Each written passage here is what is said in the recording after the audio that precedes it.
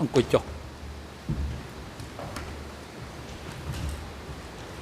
អង្គជំនុំជម្រះប្រកាសបន្តកិច្ចដំណើរការនីតិវិធីសកម្មភាពនិងផ្ដល់វិធានការជូនទៅសហប្រញ្ញាដើម្បីបន្តការងាររបស់ខ្លួនសូមអញ្ជើញ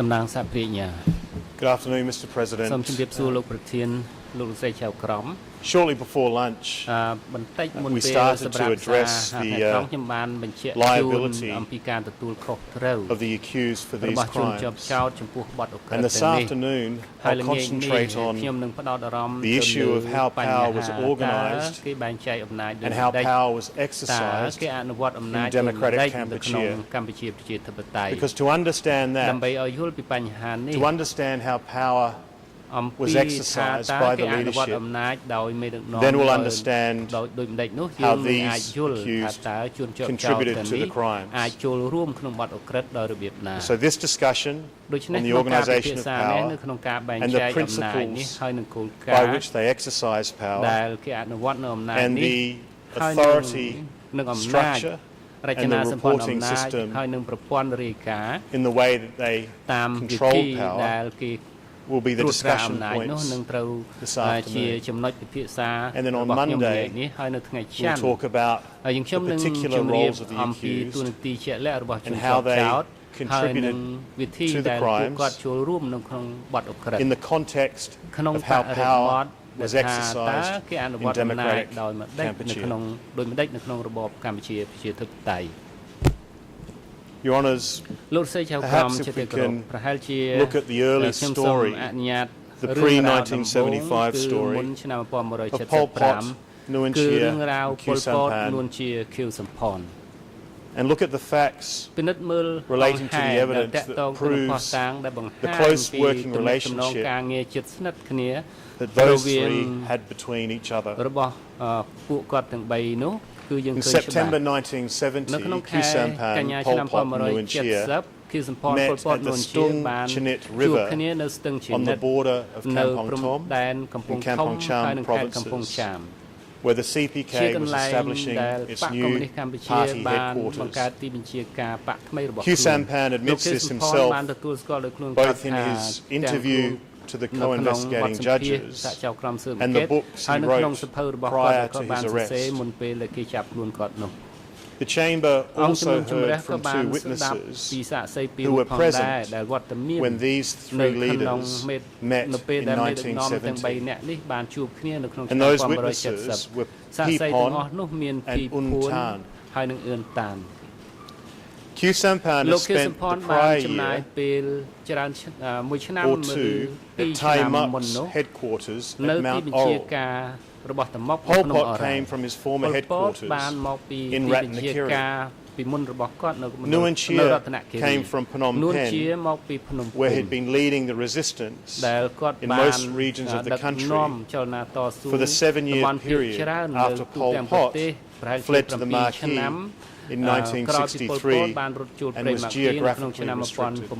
1963 នៅពេលដែលភូមិសាស្ត្រធ្វើ This ដំណើរ was, រ of របស់គាត់ course, ត្រូវបាន not the រឹត first បន្តឹង time that these three តាម men had ពិត met គឺថាមិនមែនជាលើកដំបូង Nuon ដែលបរិសុទ្ធ Chea 3 and នេះ Pol បានជួប Pot ទេ were ជួប introduced គ្នាទេនួនជា by a fellow និង party ប៉ុលពត member ត្រូវបានណែនាំ back in ឲ្យស្គាល់គ្នាដោយ 1955. សមាជិករួមបកនៅក្នុងឆ្នាំ They worked together for 1955 the next ពួក 5 គាត់ធ្វើ years, ការជាមួយគ្នា preparing ក្នុង the 5 ឆ្នាំ party's ក្រោយមក statute ក្នុងការរៀប and ចំ strategic លក្ខណៈ lines. បកហើយ And by នឹងយុទ្ធសាស្ត្របក 1960, ហើយនៅឆ្នាំ Nuon Chea and Pol នួន Pot ជានិងប៉ុល were ព the ត top leaders គឺជាមេ of ដឹ the កនាំ movement.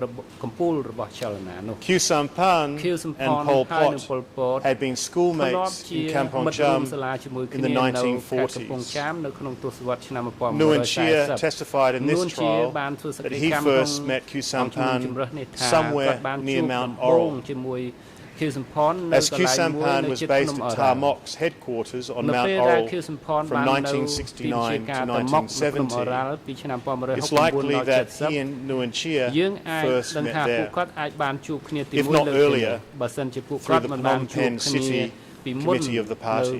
ក្នុងគណៈ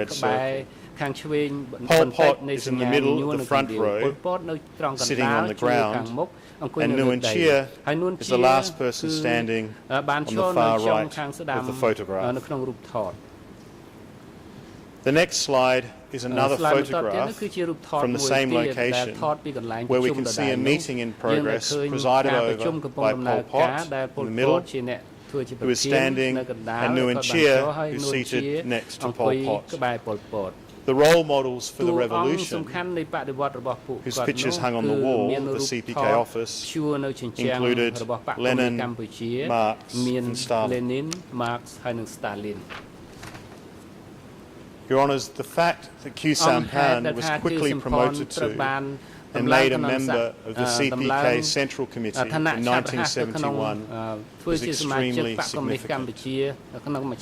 His fellow ghosts, who fled with him from Phnom Penh in 1967, Hu Yun and Hu Nim, were not appointed to the Central Committee or allowed into the inner circle of the party leadership. While Khieu Samphan rose to the top of the party ranks, Hu Yun and Hu Nim became victims of the party's internal purges.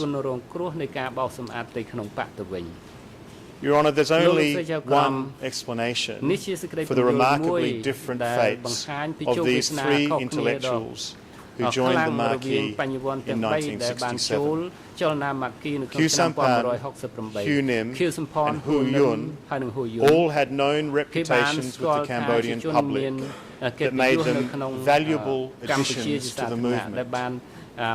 All three had worked in the Sihanouk government, knew Sihanouk well, and could have served as the bridge between the Communist Party of Kampuchea and the Prince. But only one of the three wholeheartedly agreed wholeheartedly with the plans and policies of the CPK. Khieu Samphan was accepted into the inner circle of the CPK leadership because he agreed with them, because he was willing to work and contribute to their plans and their policies. Hu Yun, on the other hand, openly disagreed with CPK policies, including the plan to evacuate Phnom Penh and other cities. As Your Honours has heard from two witnesses who testified in this trial, Noi Mao and Pi Pun.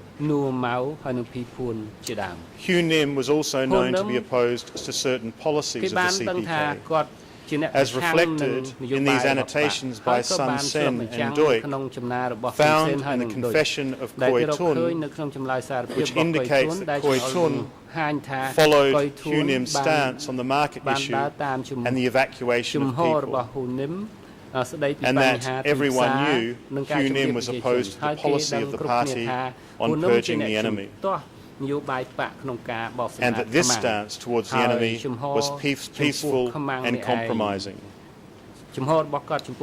Two intellectuals who opposed the party policy to evacuate from the people from the cities, both of whom were ultimately arrested and executed. Khieu Samphan, on the other hand, the one who supported these policies, gained entry to the elite central leadership of the party.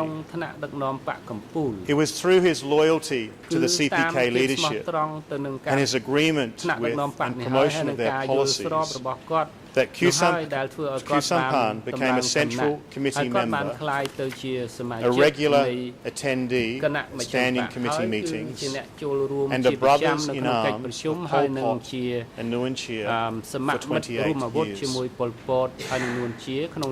Khieu Samphan's role and importance in the revolutionary movement grew quickly over time.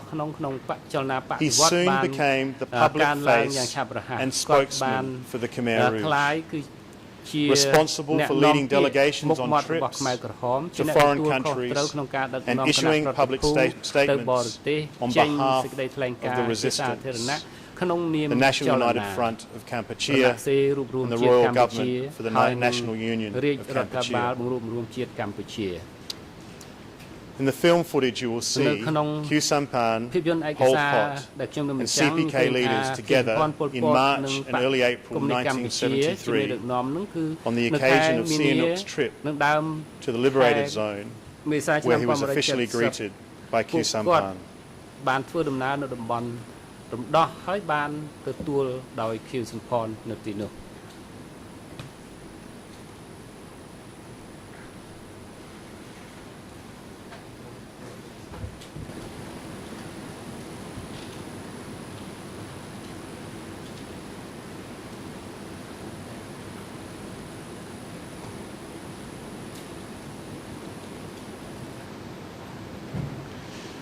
Your Honours, in the next film footage, you will see Khieu Samphan give a speech in China about Cambodia's great victory in 1975. And this video has sound.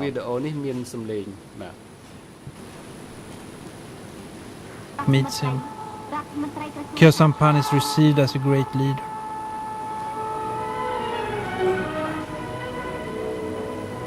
He has now fully assumed the role as the top leader of the Khmer Rouge. Pol Pot acts in the background. This play will go on for 25 years, for as long as the Khmer Rouge exists.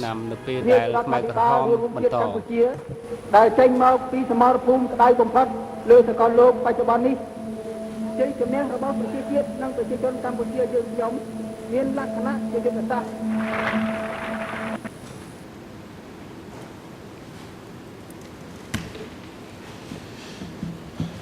Mr. President, the evidence introduced at this trial has proven the close working relationship between Pol Pot, Nuon Chea and Khieu Samphan, and that relationship continued in 1974 and 1975 as the CPK prepared its plans for the final attack on Phnom Penh. During this time, Pol Pot established a number of new forward bases west of Udong and closer to the key battlefields, including the B5 office in Peen Commune. Witnesses Salotban and Pipon testified that Khieu Samphan and Nuon Chea spent time at the B5 office and participated in meetings held at that location with Pol Pot and the zone leaders or military commanders. Pipon testified that, and I quote, B5 was the command centre to attack Phnom Penh, to liberate Phnom Penh, unquote. When asked about the meetings at B5, Pipon said, and I quote, the regular meetings at B5 were chaired by Om Pol Pot, who regularly stayed at that location. Sometimes Om Nuon Chea, Om Khieu Samphan also came there. Sometimes the three of them would just convene the meeting on a regular basis. And also they met when people from the zones, including Son Sen, Ta Mok, Von Vet, Cheng An, Khoi Ton, Kay Pok, Sol Pim, and Tai Pong, they would meet every 5 days or a fortnight. It depends on the actual circumstances in the battlefield. Unquote. The location shown in some film footage you will be about to see, in which Pol Pot, Nuon Chea and Khieu Samphan are working together, studying maps, and a radio communication system is being operated, was identified by Pipon as the B5 base.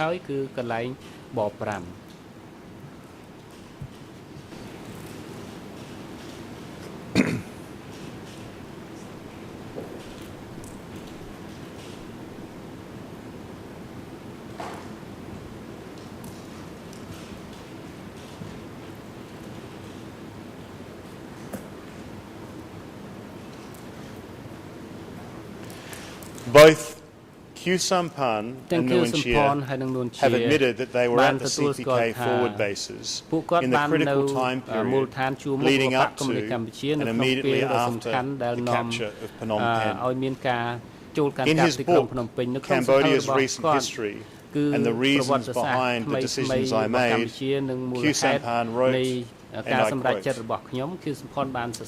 by the end of March 1975, I was invited to the general headquarters of the Communist Party of Kampuchea in Pumdong, west of Udong, to follow the last offensive against the capital more closely. Every day, with a few army officers, I followed the battle's progression on the radio. On April the 17th, at around 9 o'clock, our hearts filled with joy. We had heard the voices of commanders of various units speak from several points inside the capital. Khieu Samphan also admitted to the investigating judges that he was located at, and I quote, the headquarters of Pol Pot to the west of Udong, unquote, during the time period. His wife, So Sachit, testified that she joined her husband at the Sadok Tal, T-A-O-L, forward base after the fall of Phnom Penh. Nguyen Chia admitted in his trial testimony that he went to B5 for meetings with Pol Pot. The book published by Tet Sambat, based on interviews and on a manuscript provided to him by Nguyen Chia, states that prior to entering Phnom Penh, Nguyen Chia had been living there for the last few weeks in Piem Commune. And in paragraph 417 of Nguyen Chia's written closing submissions, he admits the following, and I quote from the defence brief. In April 1975, Nguyen Chia was located at B5 in Kampong Chnang province. Cadres present at B5 in that period included Pol Pot, Kay Pok, Sao Pim, Von Vet, Ta Mok, and Sun Sen. The subject under discussion at B5 was principally the liberation and subsequent evacuation of Phnom Penh. Unquote. Your Honours, the confirmed presence of Nguyen Chia and Khieu Samphan at B5 and other forward bases in the period leading up to and immediately after the 17th of April 1975 is of central importance to this case. I'll discuss in more detail later a key meeting that took place at B5 in early April 1975, at which both Nguyen Chia and Khieu Samphan approved the final plans for the evacuation of Phnom Penh. But it's equally important to understand the general function of the B5 base in relation to the role of the party centre leaders and their control of the CPK military, which was then known as the Cambodian People's National Liberation Armed Forces. In the written notes he prepared for his testimony at trial, Nguyen Chia wrote that the B5 base in Piem Commune was used, I quote, in order to command for the control of the liberation of Phnom Penh, unquote. In the statement he gave at the start of the trial on the 22nd of November 2011, Nguyen Chia stated that the party's forward bases in Piem Commune were established, I quote, to ensure an effective and ultimate success with the attack to liberate Phnom Penh, unquote. And he also noted that the cadres battling for Phnom Penh made, quote, daily reports, unquote. Your Honours, Salaf Ban testified that the reason for the party establishing a mobile base near Odong was, I quote, to facilitate command of the attack of Phnom Penh, unquote. And P. Pon testified that B5 was a command centre to attack Phnom Penh to liberate Phnom Penh, and that The reason for the creation of B5 was that it was established to issue commands for the attack on Phnom Penh. It was a kind of military headquarters because that was the time that the attacks had to be carried out from all spearheads towards Phnom Penh. Your Honours, every time during these closing arguments that the defence asserts that the evacuation of Phnom Penh was conducted by autonomous zone armies or that the party centre leaders had nothing to do with the military and no control over the troops that attacked and evacuated Phnom Penh, I want you to remember the picture of the B5 command base.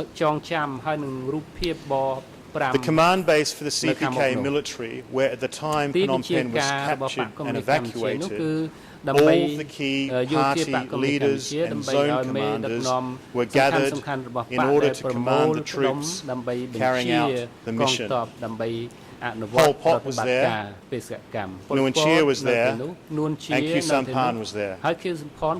Son Sen was there. The leaders of each of the zone armies assigned to carry out the evacuation were there. Khoi Ton from the North Zone, Sao Phin from the East Zone, Tai Mak from the Southwest Zone, and Vorn Vet from the Special Zone.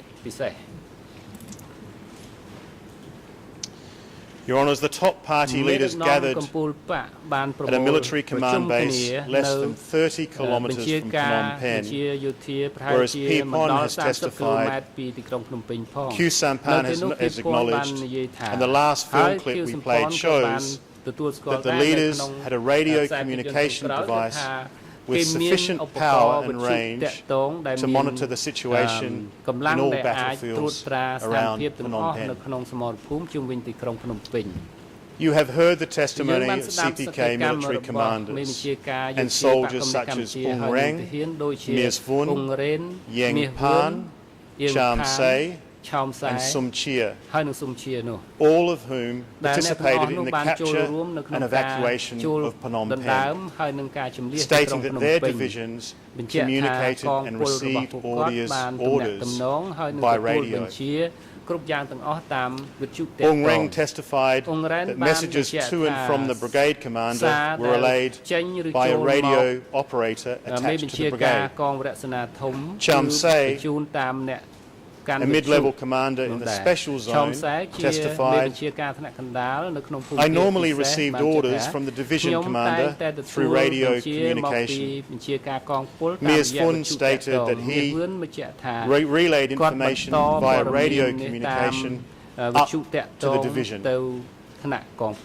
North Zone soldier Sum Chia testified that everyone came to Phnom Penh all at the same time.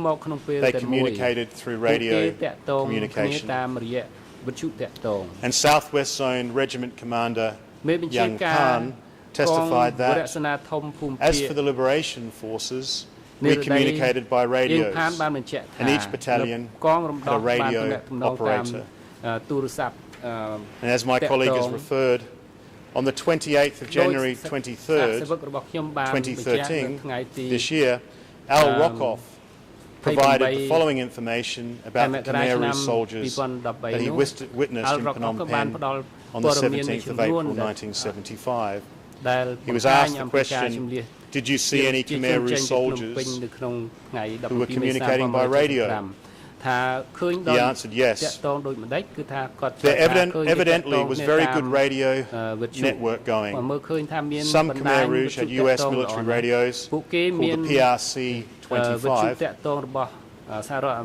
There was a Chinese radio that looked rather similar to it in size. There were Motorola radios which you had were rather bulky, and did not see that many radios, but usually with somebody who obviously was in charge, you would have a radio operator close by. Unquote. You may also recall this picture taken by Roland Naveau on the 17th of April that shows a Khmer Rouge soldier in Phnom Penh with one of those radio devices. You can see in the photograph the handset on which the soldier is talking and the radio box to which it's connected to on the ground.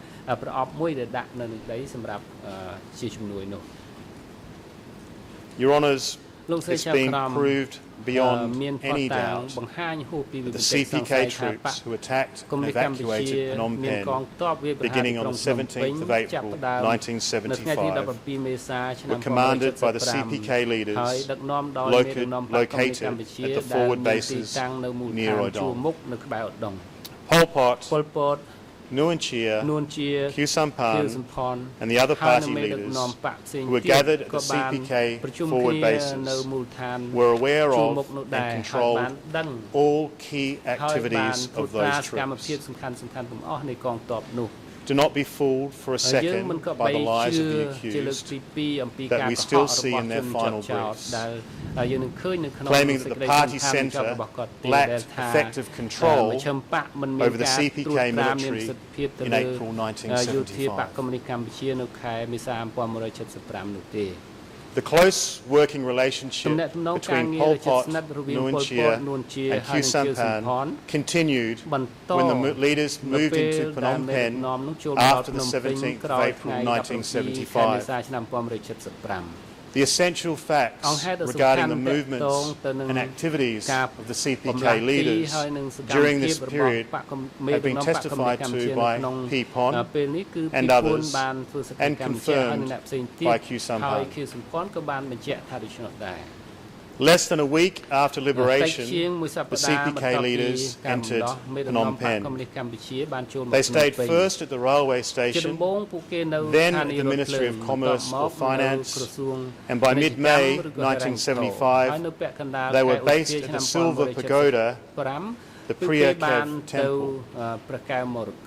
In his interview to the investigative judges, Khieu Samphan testified as follows, and I quote, Nguyen Chia and Pol Pot brought me from Udong to Phnom Penh. They brought me to buildings of the railway station. I was at the railway station with Pol Pot, Nguyen Chia, and the other persons who frequently visited the place to get instructions from Pol Pot. Unquote. P. Pon described the situation during the CPK leaders' initial weeks in Phnom Penh as follows. Question. Can you describe for us a little bit what Pol Pot, Nguyen Chia, Khieu Samphan, Yang Sari, and the other leaders were doing during the period that they were based at the railway station and the Ministry of Commerce? Can you tell us a little bit about what was going on during that time period? Answer. I saw them working at the train station and at the former Ministry of Commerce. They met and had meetings. They met a lot. They met days and nights. Question. Who is it that you saw meeting with military leaders either at the train station or the Ministry of Commerce? Answer. Just now, I just stated that at the main train station, military commanders from each respective battlefield, for example, Ta Mok, Vorn Vet, Khoi Ton, So Pim battlefields, these people kept coming to work with them on a regular basis, and also their commanders from divisions who came to meet at the train station. Then we relocated to the Ministry of Commerce, and at that location, cadres from each battlefield would come and go.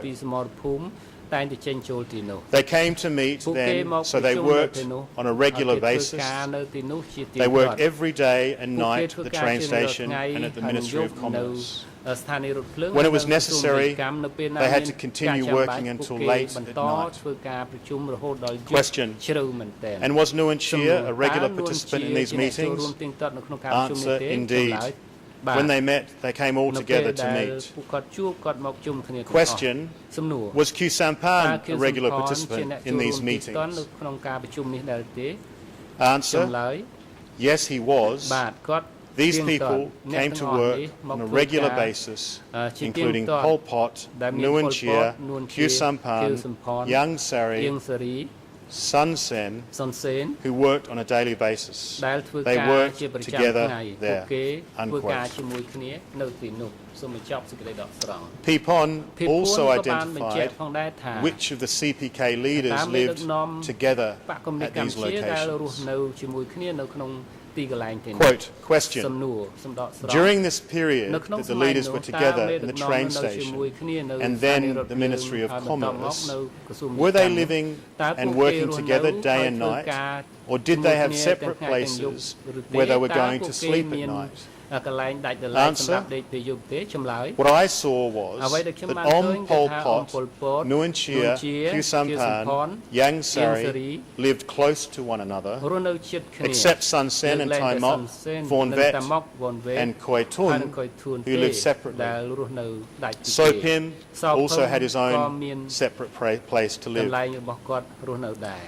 Your Honours, my colleague Chia Liang has already discussed some of the key meetings that were held during this time period and the decisions that were made by the CPK leaders at those meetings, including the 10-day meeting of the Central Committee held at the Silver Pagoda in May 1975.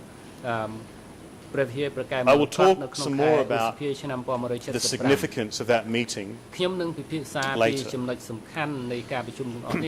Mr. President, later in 1975, the CPK leaders in Phnom Penh moved to their permanent offices and residences known as K1 and K3, where Nuon Chea, Khieu Samphan, Pol Pot and Yang Sari continued to live and work together on a daily basis for the remainder of the DK regime. Your Honours have heard extensive testimony from the guards and messengers who worked at K1 and K3. Witnesses such as Un Tan, Sa Vi, Sot Tung, Pien Kien, and Leng Chung, all of whom confirmed that the accused lived and worked at K1 and K3 with the other members of the party centre. Khieu Samphan himself acknowledged this fact in the following testimony from his interview with the co-investigating judges. Quote, as for myself, I lived in K3 after I'd stayed at K1 for 2 or 3 months, after we moved from the Silver Pagoda in the Royal Palace. In fact, most of the leaders lived in K3, Yang Sari, Sun Sen, Nuon Chea. As for Pol Pot, once in a while he stayed in K3 because he had to be careful and cautious all the time. It was not uncommon for him to change his house from one place to another. He also lived in K1. The meetings of the Standing Committee were often held at the K1 office, but sometimes at the K3 office, Pol Pot's house, and it could be held in the kitchen. Unquote. Khieu Samphan also described his daily interaction with Pol Pot and Nuon Chea in the following video recorded interview.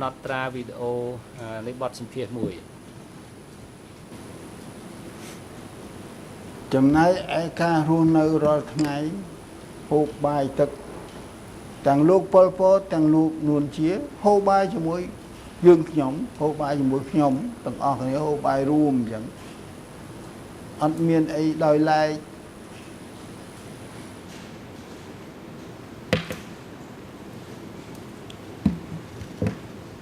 Your Honours, similarly, it's clear that Nuon Chea and Khieu Samphan, with other Standing Committee and senior members of the CPK, including Pol Pot, would work and interact closely together for meetings with overseas delegations and, of course, internal party events. You will see in the following videos a series of 6 different events where footage has been recovered from the democratic Kampuchea period, showing the very close camaraderie and working relationships between Nuon Chea, Khieu Samphan, and other members of the Standing Committee.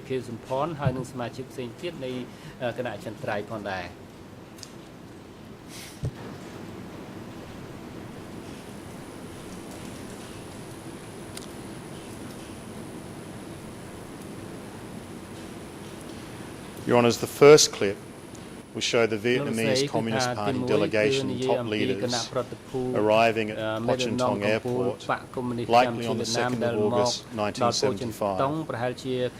You will see party centre members Pol Pot, Nuon Chea, Von Vet and Khieu Samphan welcoming them very warmly, hugging and kissing them. The Vietnamese delegation had come to discuss border issues.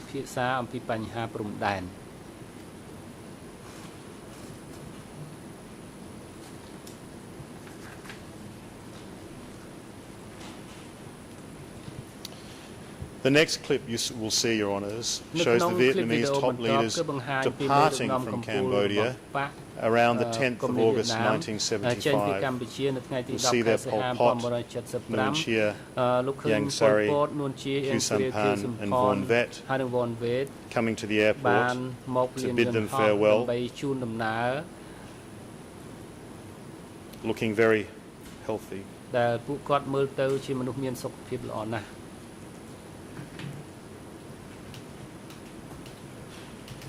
The next clip, Your Honours, will show the CPK leaders Khieu Samphan, Nuon Chea, Ieng Sary and Von Vet waving at a Lao delegation or President Supan Ovong on his arrival on the 17th of December 1977, and this clip shows Khieu Samphan discussing with the Lao President with Nuon Chea and Ieng Sary at his side. This clip, Your Honours, shows the arrival of the Chinese leader at Pochentong. Party centre members Pol Pot, Nuon Chea, Ieng Sary, Khieu Samphan, Von Vet, Son Sen and Yang Terit welcomed him at the airport. The last clip, Your Honours, will show all party centre leaders, including Pol Pot, Nuon Chea, Ieng Sary, Khieu Samphan, Son Sen and Von Vet clapping at a mass CPK rally held at or in the Olympic Stadium of Phnom Penh during the regime.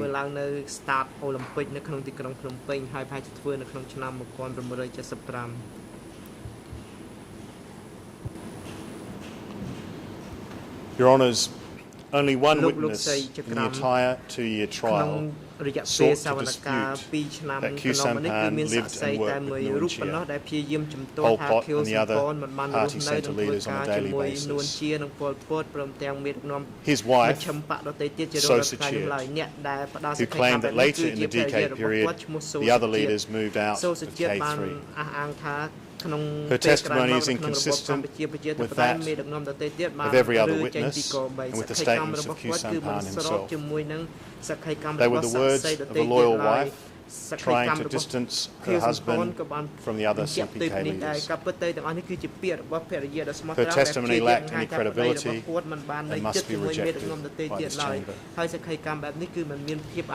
Your Honours, the close relationship an unbreakable bond between these three men, Pol Pot, Nuon Chea, and Khieu Samphan, is beyond dispute.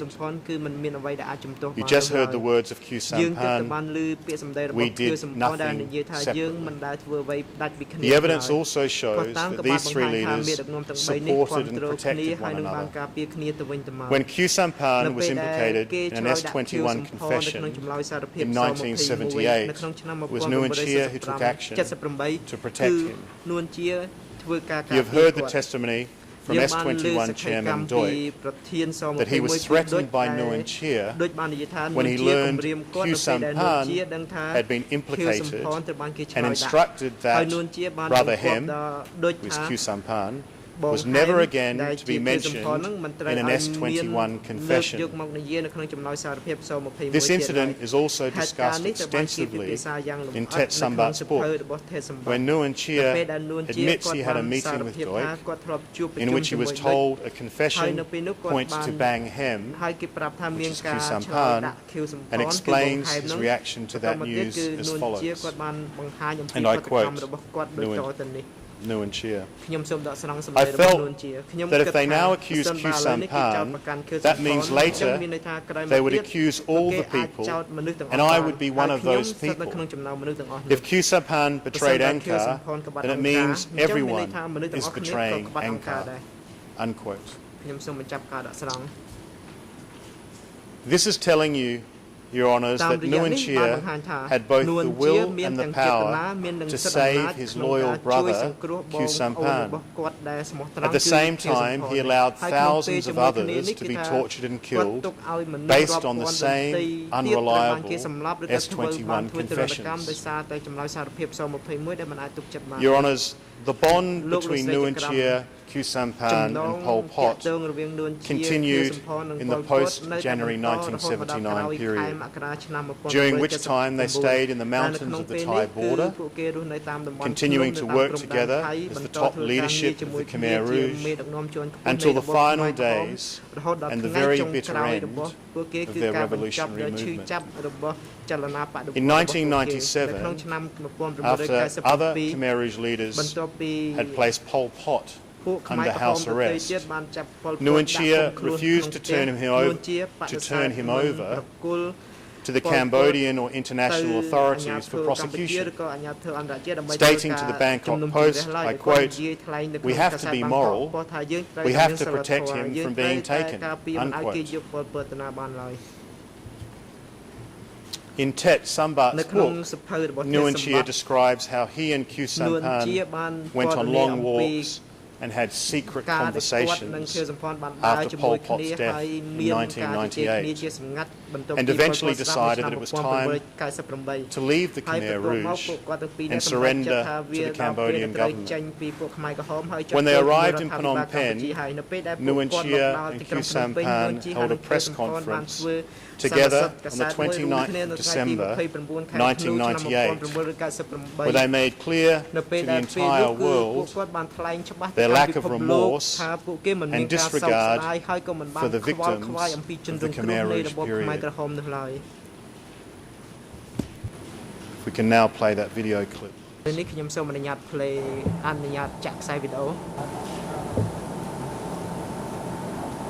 Let bygone be bygone. គេថាបំភ្លេចចោលទៅអ្វីដែលហួសហើយឲ្យវាហួសទៅអ្វីដែលកន្លងហួសហើយយើងត្រូវបំភ្លេចវាជាដំណោះស្រាយដ៏ល្អបំផុតគឺជាដំណោះស្រាយល្អសម្រាប់ប្រជាជនកម្ពុជា And if we can play the next clip, it's from the same press conference, but taken from a different camera. And this is what Nguyen Chia has to say. នេះគឺជាអ្វីដែលនួនជាបាននិយាយ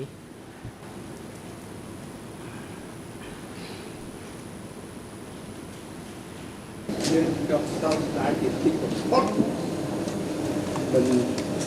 មិនមែនត្រឹមតែអាយុជីវិតរបស់ប្រជាជនទេសូម្បីតែអាយុជីវិតរបស់សត្វទាំងឡាយដែលមានជីវិតក៏យើងតែហើយត្រូវគ្រោះថ្នាក់ដោយសារសង្គ្រាមយើងខ្ញុំសោកស្ដាយជាទីបំផុត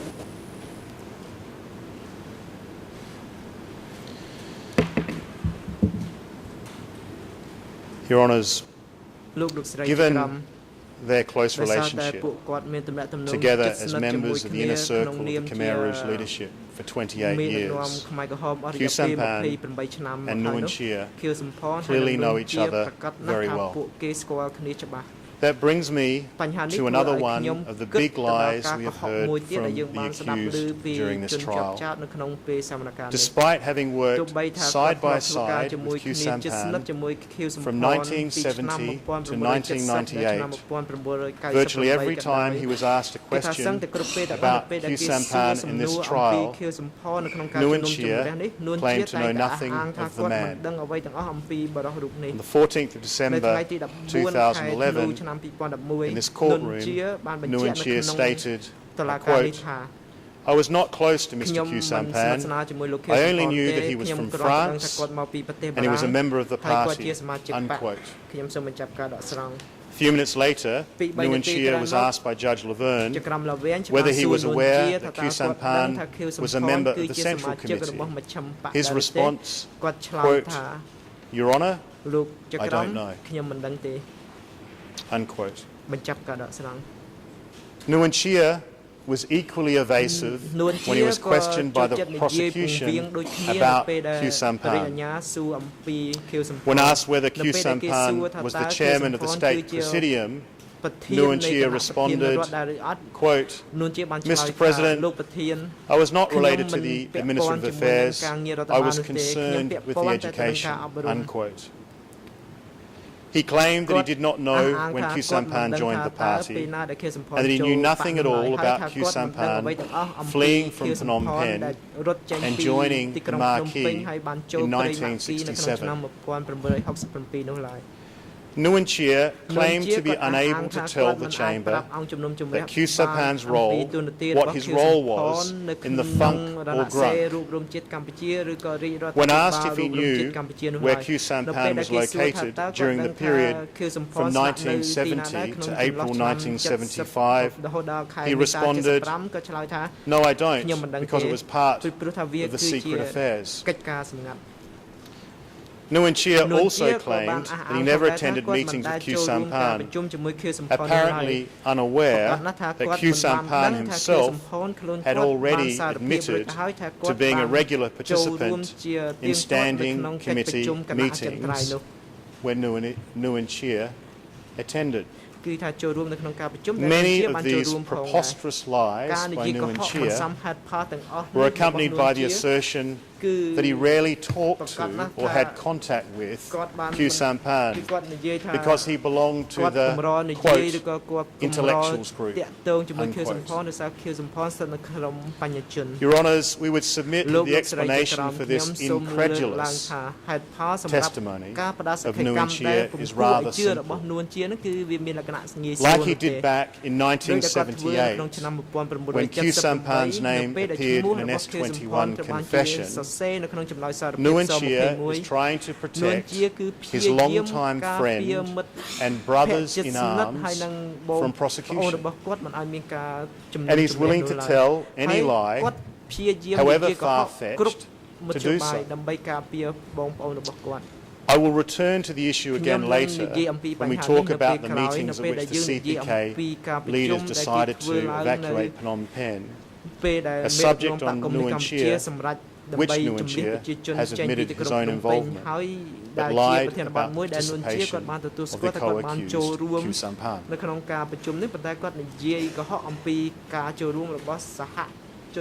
Mr. President, Your Honours, to understand how the CPK, how these accused exercise power, we also must look at the process of decision-making in the Communist Party of Kampuchea to see how the roles and contributions of the accused in these crimes fit.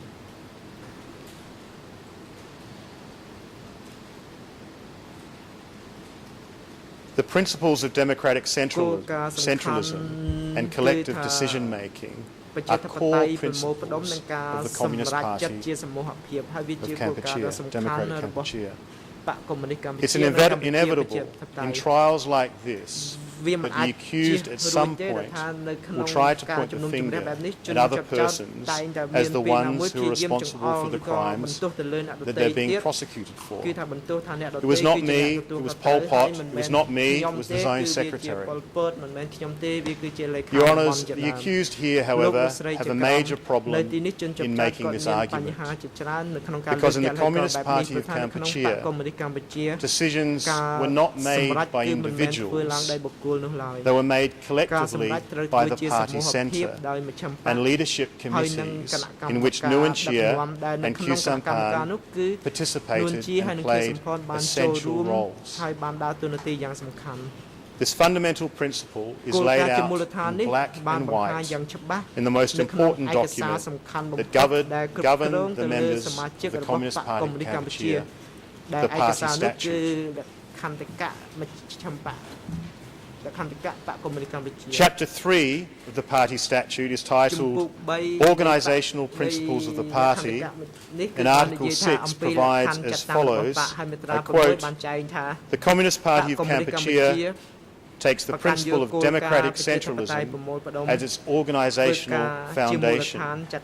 That is, all party leadership organisations must implement collective leadership and have specific persons holding responsibility. 2. All the various decisions of the party must be made collectively." Unquote. Article 3A of the party statute recognised the right of every full rights member of the party to, quote, "consider and discuss and join in decision-making on all party affairs, doing this according to the principle of democratic centralism." Unquote. Nguyen Chia was asked about the party statute and the principle of collective decision-making at the very start of this trial. His testimony and admissions on the subject matter are of such importance to the core issues of this case, the existence of a common criminal plan agreed by the accused, that I'd like to take your honours through that testimony in detail. In the first part of his testimony that I will read, which is from the 15th of December 2011 in this courtroom, Nguyen Chia was asked to describe in general the principles of democratic centralism and collective decisions. Answer. Nguyen Chia. Quote, "Mr. President, the democratic centralism refers to collections of ideas and visions and knowledge from the party members and also the central party, and this democratic centralism was practiced broadly or generally. That applied also to the party branches in the villages and the communes. They also practiced this democratic centralism, that is to gather all the ideas of the party members, and if there was wrong ideas, the party members at the district levels might correct or might add to that ideas." Question. I would also like you to refer to Article 6.2, which provides all of the various decisions of the party must be made collectively. Was the principle of collective decisions part of the principle of democratic centralism? Answer. Nguyen Chia. Mr. President, Article 2, all of the various decisions of the party must be made collectively. That means all decisions of the party must be made collectively and not individually. Question. Was the principle of collective decisions and democratic centralism part of the party statute that was adopted at the first party congress in 1960? Answer. Mr. President, the democratic centralism was part of the collective leadership, and the collective leadership was also part of democratic centralism. The principle was adopted and implemented in every meeting of the party's congress. The party held on to that principle firmly. Question. So this was a principle that was in effect the entire time that you were Deputy Secretary of the party. Is that correct? Answer. Mr. President, that is correct. Unquote. Nguyen Chia was then asked to confirm whether the principle of collective decisions was followed at meetings of the Communist Party of Kampuchea Standing and Central Committee. I quote, question. Was the principle of collective decisions followed at the meeting of the Standing and Central Committee that you attended? Answer, yes, Your Honours, it was implemented. Question, and could you describe or explain to the Chamber the process by which party organisations such as the Standing or Central Committee made collective decisions? Answer, Your Honour, collectivity means everybody would participate in a meeting to express the ideas. Every meeting adhered to this principle. And not only at the Central Committee or Standing Committees levels.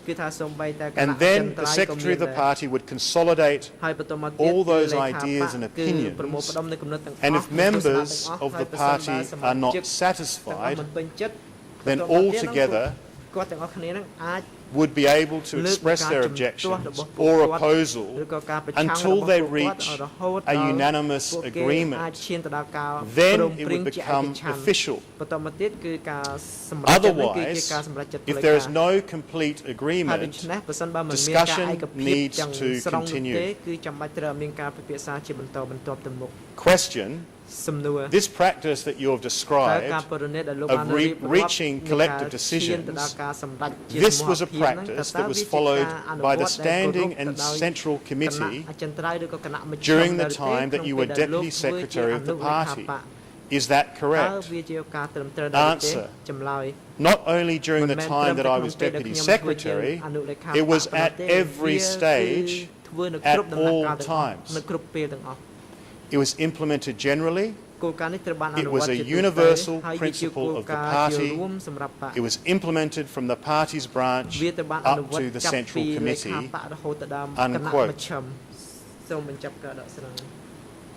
Your Honours, while there are some individuals and some authors of books who have questioned whether the party leadership followed the practice of collective decisions, they were not informed by the detailed and clear testimony that you heard from the Deputy Party Secretary of the Communist Party of Kampuchea.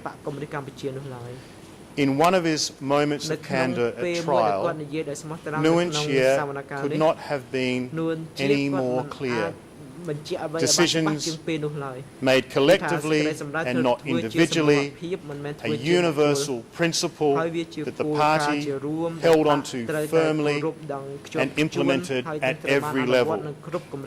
A principle that required discussion to continue until there was unanimous agreement.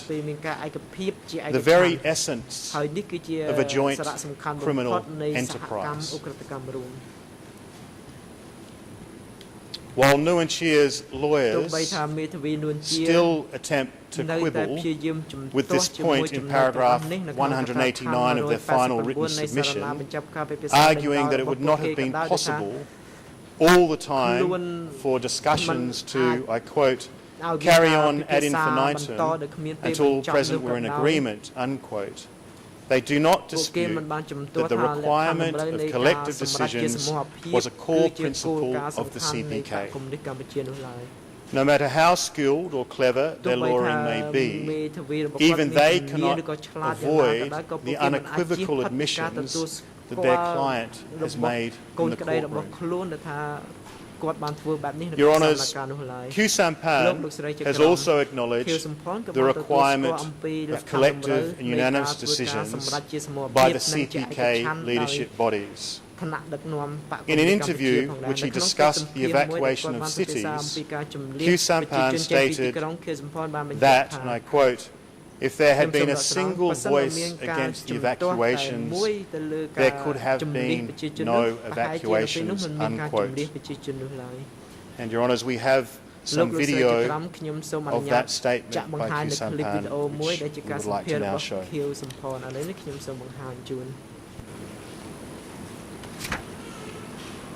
ប៉ុន្តែเราជំនឿទៅ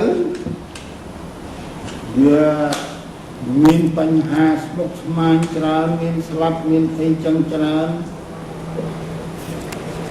អាចកម្មវិបាកទៅក្នុងយើងខ្លះក៏ប៉ះពាល់ដល់បងប្អូនគេអីចឹងទៅវានាំឲ្យកើតមានទំនាស់ហើយអ្នកដែលក្នុងគណៈអចិន្ត្រៃយ៍ដែលយល់ស្របជំនឿហើយវាទៅជាដកថយវិញរៀបថយវិញវាទៅជាទំនាស់ពេលនោះបើមានសម្លេងតែមួយប្រឆាំងមិនឲ្យជំនឿក៏អត់ជំនឿកើតទេប៉ុន្តែយល់ស្របហើយដោយសារឃើញថាបើមិនជំនឿល្ងាប់ពីព្រោះអត់បានអញ្ចឹងយល់ស្របថាជំនឿហើយដល់ជំនឿហើយរៀបចំជាសហករណ៍រៀបចំជាសហករណ៍ដល់សហករណ៍កម្រិតខ្ពស់អញ្ចឹងទៅ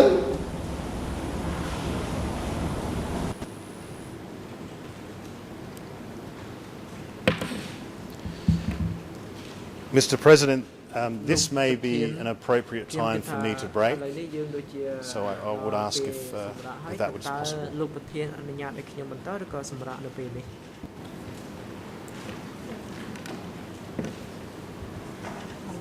បាទអរគុណឥឡូវនេះដល់ពេលសម្រាប់ហើយឲ្យមានប្រកាសសម្រាប់ហើយចាប់ពីនេះទៅរហូតដល់ម៉ោង3 ខ្វះ 5 នាទីទៅអញ្ជើញចូលវិញដើម្បីបន្តកិច្ចដំណើរការសកម្មភាពសម្រាប់ចុះ សូមអញ្ជើញក្រោកឈរ